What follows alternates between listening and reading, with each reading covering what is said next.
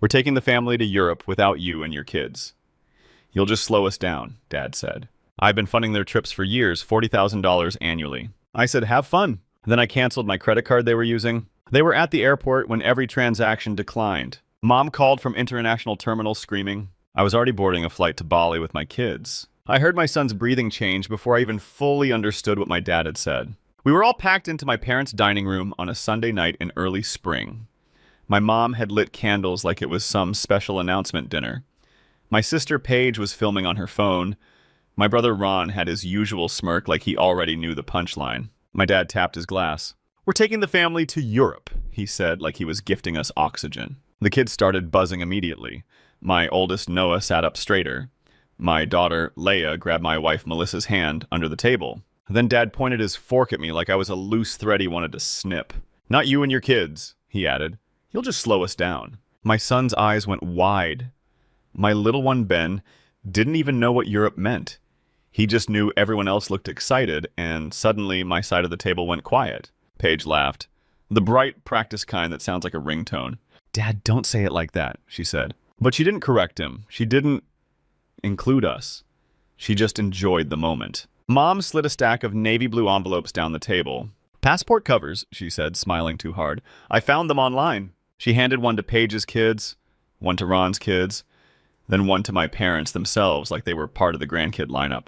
Everyone got a neat little bundle, a printed itinerary, a list of cities, a group photo plan, even matching luggage tags with our last names stamped in gold. My kids got nothing. Leia's lips parted like she wanted to ask if hers was coming next. Noah tried to pretend he didn't care, but his jaw tightened, the way mine did when I was 14. And my dad would forget me. At school pickup, Ben leaned toward me and whispered, Daddy, did we do something bad? I felt my throat go tight. My hands started to shake just slightly. Under the table, not rage, not yet. It was that old, familiar feeling of being the helper, the wallet, the extra adult who was useful, until we wanted a seat at the table. Melissa's fingers found my knee. One small squeeze. Her way of saying, don't blow up, not here, not in front of them. Dad kept talking like we weren't even people. We need an easy pace, so, he said. Early mornings, walking tours, nice dinners, museums, not kid chaos. He glanced at Ben and made a face like my 4-year-old was an inconvenience, not his grandson. Ron took a sip of wine and added, Yeah, Derek, it's not personal. It's just, you know how your kids are. My kids were quiet kids, polite kids. The kind who asked before touching anything, the kind who folded their napkins, the kind who brought my mom little drawings even when she barely looked at them. But your kids had become the family's code for your side doesn't count. I watched my mother nod along, shiny like this was all reasonable. I watched Paige angle her phone so she could catch the moment my kids realized they'd been cut out. And I realized something cold and simple. They weren't announcing a vacation. They were announcing a boundary they thought they were allowed to set. They wanted me to keep paying, keep showing up, keep smiling, while my children stood outside the glass. I swallowed hard and forced my voice to stay level. Wow, I said softly. Okay. Dad looked relieved, like he expected me to whine or beg, and was glad I wasn't going to make a scene. See, he said, you understand. I nodded once, slow. Melissa's eyes were on me now, searching my face.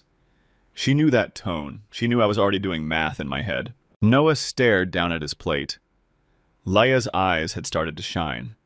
Ben kept looking back and forth between the envelopes and my hands like he was waiting for me to fix it. My dad smiled like he'd won. And that was the moment I finally stopped protecting them from consequences. I'm Derek. I was 42 then. We lived in Detroit in a brick house on a quiet street that still had kids riding bikes and neighbors who brought back your trash bin if you forgot. I owned a few building material stores, not glamorous. Lumber, drywall, tile, roofing. The boring stuff that keeps other people's dreams standing upright. I worked hard, I paid my taxes, I had employees who counted on me. I had a wife who stretched every dollar like it mattered, even when we had more than we used to. And I had 4 kids. Noah was 12. The serious one, the kid who would rather read instructions than wing it. Leia was 10.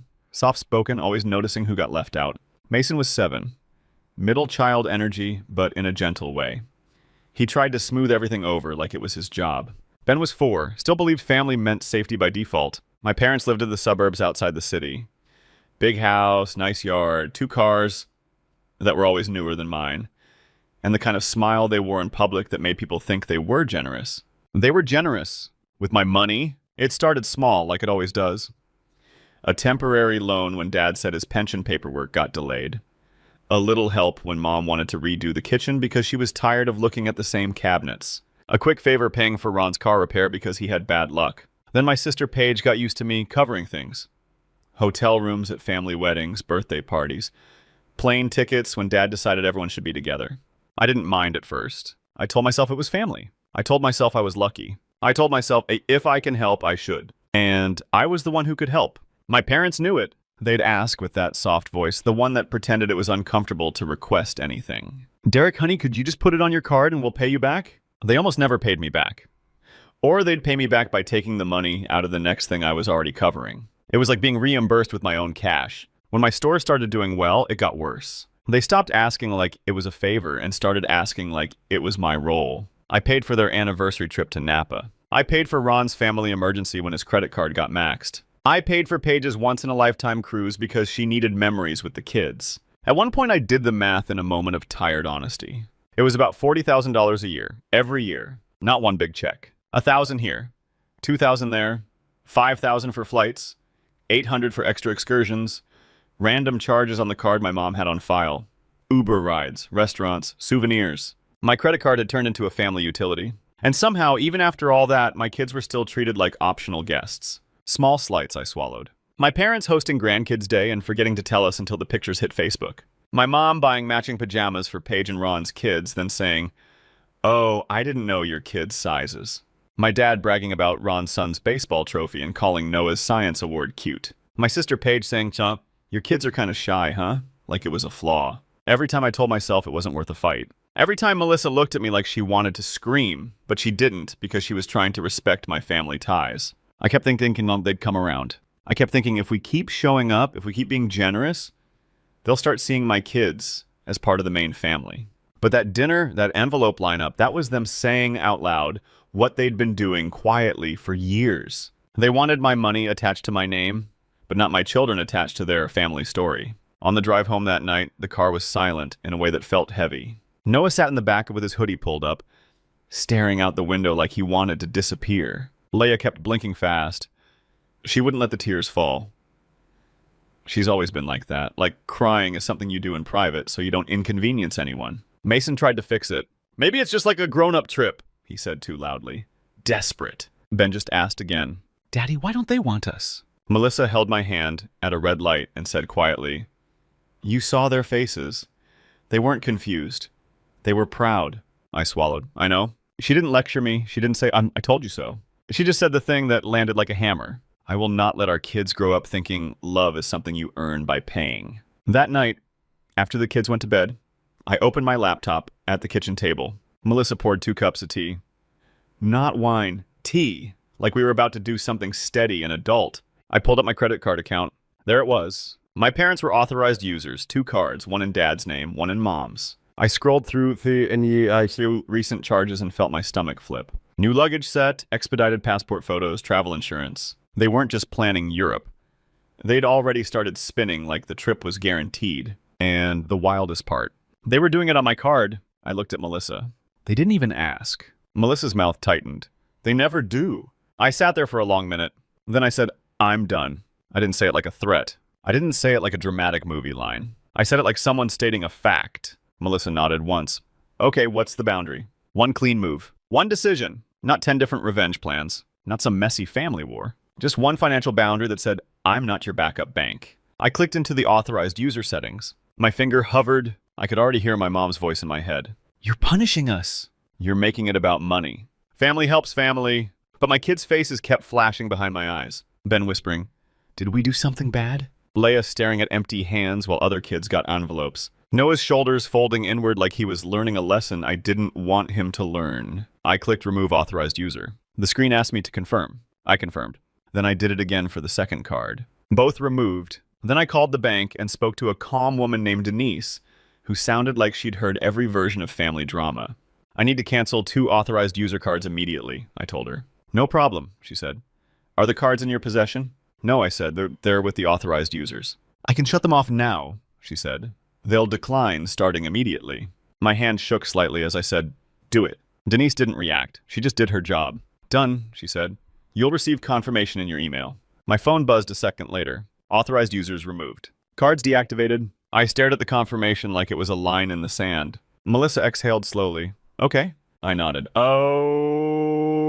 Okay. Then I opened a different tab because I wasn't just taking something away. I was taking my kids somewhere they didn't have to beg to be included. Months earlier, Melissa and I had been talking about travel. We'd been saving quietly, not for my parents' trips. For ours, I had points stacked from business purchases for the stores, lumber orders, vendor payments, all that boring stuff that secretly adds up to airline miles. We'd never use them for anything big because there was always some family emergency. Some can you help? Some guilt? I looked at Melissa and said, "You Bailey." She blinked. "Bali." I nodded. "Not Europe, not their trip, ours." She stared at me like she was checking if I was serious. I opened the flight search. I found seats, not fancy, just workable. Detroit to the West Coast, then onward. I booked it for me. For Melissa. For all 4 kids. When the confirmation email hit, I felt something I hadn't felt in a long time. Relief. Not the kind that comes from winning. The kind that comes from choosing your own life. 2 days later, my mom called. I let it ring once, twice. Then I answered because I wanted to hear what story they were telling themselves. "Hi, Mom." "Oh, good," she said, breathless. "We need you to check something with your card. It's doing that weird thing again." I leaned back in my chair. What weird thing?" "It's declining," she said. "We're trying to finish some travel stuff, and it's embarrassing, Derek." I could picture her face. The tight smile. The annoyance disguised as concern. "I removed the cards," I said calmly. Silence. Then her voice went sharp. "You what?" "I removed you as authorized users," I repeated. You don't have access anymore." She laughed once like I'd made a joke that wasn't funny. "Derek, don't do this." "Etutus," she said. "Not now. The trip is already planned." I kept my voice even. "You planned it without us." "That's not the point," she snapped. And there it was. The honesty. I breathed in slowly. "It is the point," I said. "You don't get to exclude my kids and still spend my money." Her voice turned sugary. "Honey, you're being emotional. Your father didn't mean it like that." "Yes, he did," I said. "He said it out loud." She tried another angle. "We're family." I almost laughed. "Almost. I am family," I said. "So are my kids. If we slow you down, then I won't fund your sprint." She went quiet again. Then she said, low and furious, "So you're punishing us." I looked at the wall clock. Still ticking. Ordinary. Like this was just another Tuesday. "I'm setting a boundary," I said. You're off my accounts." Her voice rose. "Derek, I'm not your backup bank," I said, and my tone stayed calm because I meant it. "Don't call me about money again." I hung up. Melissa looked up from the counter where she was packing school lunches, like the world wasn't shifting. "What did she say?" she asked. I shrugged. "Same script." Melissa nodded. "Okay, no cheering, no victory dance, just quiet teamwork." The day of their flight, I didn't call. I didn't text. I didn't post anything petty. We had our own plans. We packed at 5 a.m. The kids were half asleep, dragging their little suitcases through the hallway. Noah yawned and asked, "Where are we going again?" I smiled and said, "Somewhere warm." Leia hugged her travel pillow like it was a secret. Mason whispered, "Are Grandma and Grandpa coming?" "No," I said gently. "This is our trip." Ben perked up. "Just us." "Just us," Melissa said, kissing his forehead. At the airport, I felt something strange. We got through security. We found our gate. The kids stared at planes through the big windows like they always did, wide-eyed and hopeful. I thought that would be the whole story. Then my phone rang. "Mom!" I stared at it. Melissa raised an eyebrow. "Don't." I didn't answer. It rang again. Then my dad. Then Mom again. Then Paige. My phone lit up like a Christmas tree. I still didn't answer because boundaries don't work if you negotiate them at the first tantrum. We boarded our first flight. I buckled Ben in, handed him his snacks, and tried to focus on my kids' faces instead of the buzzing in my pocket. When we landed for our connection, my phone exploded the second it hit service. Voicemails, texts, missed calls. One voicemail from my mom came through automatically, and I made the mistake of playing it. Her voice was screaming over airport noise. "Derek, what did you do?" "We're at the international terminal and nothing is working. Nothing. Your father's card won't go through. My card won't go through. They're saying we have to pay for it." Cut off. Probably because she got interrupted by an agent or she hit the button wrong. Melissa watched my face. "You okay?" she asked quietly. I nodded. Yeah, I wasn't shaking anymore. That was the difference. They were finally experiencing what it felt like to have plans built on someone else's wallet and then lose access. We walked to our next gate. My phone buzzed again. A text from Paige. "What are you doing? We're standing here like idiots. Fix it." I stared at it for a second. Then I typed back one sentence. "Have fun." and I turned my phone to airplane mode. Melissa exhaled like she'd been holding her breath for 10 years. Noah watched me carefully. Is Grandma mad? I crouched down so I was level with him. Grandma is mad because she's used to me paying, I said. And I'm done paying for people who treat you like you don't matter. Noah swallowed. Okay. Leia's eyes filled, but this time she didn't look ashamed. She looked relieved. Mason leaned into Melissa's side. Ben asked, "Are we still going somewhere warm?" Melissa smiled softly. We sure are. We boarded the next flight, and while my parents were melting down in an international terminal, my kids were settling in with headphones and cartoons, safe in the quiet bubble of a plane that was taking them toward a life where love wasn't a transaction. The fallout didn't wait for us to land. When we arrived at the next stop, I turned my phone back on briefly just to check if there was some emergency that actually mattered. There were 37 missed calls. Texts from Mom ranged from rage to guilt to fake concern. You're humiliating us. We raised you. Your father is upset. Do you want your kids to see you destroy family? Then a message that made my stomach go flat. Your dad's blood pressure is high. If something happens, it's on you. There it was. The classic move. If we suffer, it's your fault. Paige sent, we already told the kids they were going. Now they're crying. Thanks a lot. Ron sent, bro, this is dramatic. Just turn it back on and talk about it after. No one said we're sorry for what Dad said. No one said, we shouldn't have excluded your kids. No one said we were wrong. It was all about their inconvenience, their embarrassment, their plans. I looked at Melissa. I'm blocking them for the trip. Melissa nodded. Do it. So I did. I blocked my mom, my dad, Paige, Ron, the group chat, the cousins who always chimed in only when money was involved. Click, click, click. Clean, quiet, done. Then I looked at my kids again, and it felt like closing a door on a drafty room I'd been freezing in my whole life. Bali was bright. It smelled like salt and flowers and sunscreen and something sweet frying in a pan. The first morning, Ben woke up and ran to the balcony like he'd discovered a new planet. Daddy, he yelled. The water is right there. Noah stood beside him, sleepy but smiling. Leia whispered, it's so pretty. Like she didn't trust pretty things to last. Mason asked, can we swim today? Melissa answered, we're going to swim every day. We did simple things. We ate breakfast together without anyone grading our table manners like it was a performance. We walked through markets where nobody knew our family history or our roles. We bought cheap little souvenirs and didn't feel guilt about it. One evening, we sat on the beach while the sky turned orange and pink. Ben built a lopsided sandcastle. Noah helped him, patient and steady. Leia collected shells and lined them up like a tiny museum. Mason tried to make her laugh by putting one on his ear and pretending it was a phone. Melissa leaned her head on my shoulder. You did the right thing, she said quietly. I didn't say finally. I didn't say I know. I just watched my kids because the proof was right there, in the way their shoulders looked lighter. When we got home, the consequences showed up like they always do. Not apologies. Demands. My mom left voicemails from unknown numbers after I blocked her. You can't do this to us, she said in one. We're your parents. In another, she cried. Not about my kids. About money. Your father had to borrow from Ron? She sobbed. Do you know how humiliating that is? That line almost made me laugh out loud. Humiliating. Like being 12 years old and feeling like your own grandfather doesn't want you in the room. Like being 10 and watching everyone get an envelope except you. Dad finally sent an email because he couldn't call. The subject line was, we need to talk like adults. He wrote a whole paragraph about respect, not one sentence about my children. Then he wrote, you embarrassed your mother, you embarrassed me. That's not how family behaves. I read it twice. No hizo bias. Then I replied with one sentence. I won't fund a family my kids aren't part of. And that was it. No arguing. No explaining. No long speeches because people like my parents don't read explanations. They read consequences. 2 weeks later, my parents showed up at my house. They didn't call first. They never called first when they wanted control. I opened the door and stepped outside, closing it behind me so my kids wouldn't have to see their faces if things got ugly. My mom started crying immediately. Real tears, but familiar. My dad stood there stiff like he was the injured party.